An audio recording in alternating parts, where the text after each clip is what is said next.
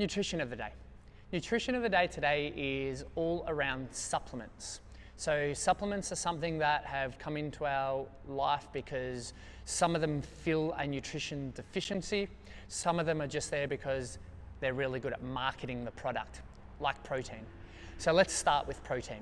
So probably the most commonly used supplement within inside the gym environment is a protein supplement. Now I can tell you now that for most people, you do not need to be supplementing with protein. All right, so how do you know if you need to be supplementing with protein?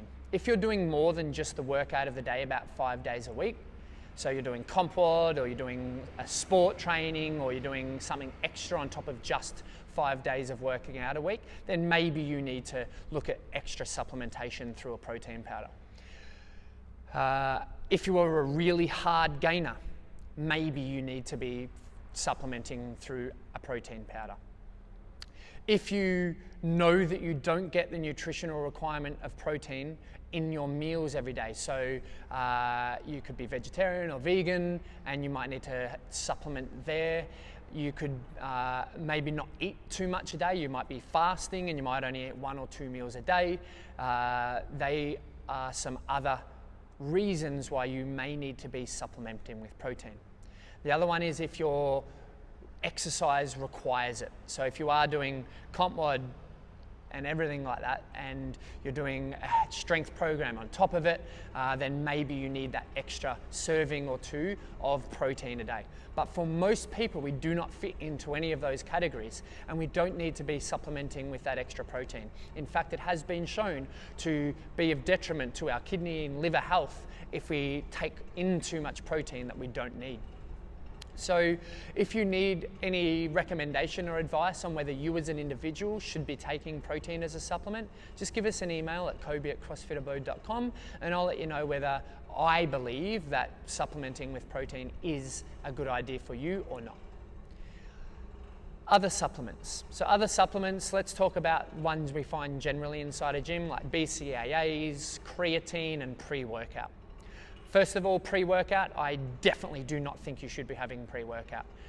There is some natural ones which just have the True Protein one as an example. It just has a little bit of caffeine in it, and that is the pre-workout side of it. Everything else is like different forms of amino acids. That one's not too bad, but if you're having an off-the-shelf from your supplement store one, like C4 or anything like that, I highly recommend against that. And if you are having it, then I would highly recommend you get off that.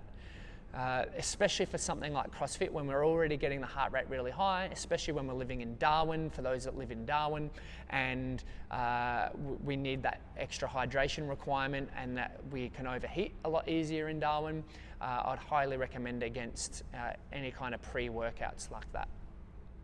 BCAAs, it's kind of on the same line as what our protein was. If you're getting the required amount in, then you probably don't need BCAAs or EAAs if you're on the EAA bandwagon now.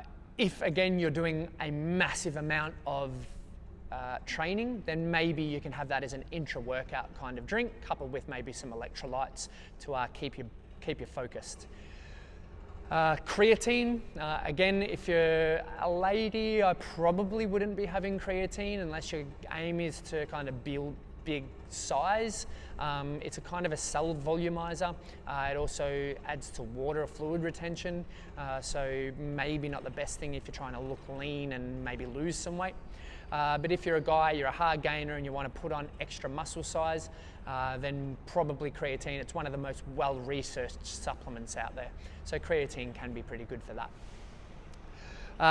On top of that, we've got our supplements that I would recommend that nearly all of us take. Again, if you have any issues, medical issues that is, then you need to listen to the advice of your doctor.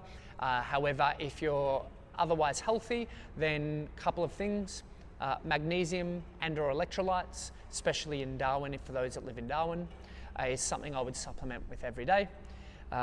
Fish oil is something I would supplement with every day especially if you have got any kind of inflammation or you know that you don't ever eat fish or seafood or you don't eat grass-fed meats or anything like that, then supplementing with omega-3 could be of benefit for you. Greens, so again, lots of our vegetables, fruits and everything like that don't have the nutritional value that they used to have. They're quite a lot lower in nutritional value, again, unless you're eating the organic type. So supplementing with greens can be of benefit, getting all those vitamins and minerals in through greens supplementation. A probiotic can be of benefit, maybe having one every other day, so every second day could be of benefit, especially if you do have like an autoimmune disease or any kind of gastrointestinal issues or gut issues, then a good probiotic. Now when you're looking for a probiotic, we want it to be one that's found in a fridge, and we want it to be one that can, if you look at the strains in it, if you look for one that has L. plantarum in it, then you're probably on a good wicket there. Most health food stores or supplement stores have that. Generally chemists don't, but I have seen them in chemists before. Inner Health Plus generally isn't one of the supplements that I would recommend. That's about it for the supplements. If you do have any questions on specific guidelines for you, and it isn't a medical question, it's just on general health, then give us an email at kobe@crossfitabode.com. That is today's nutrition of the day.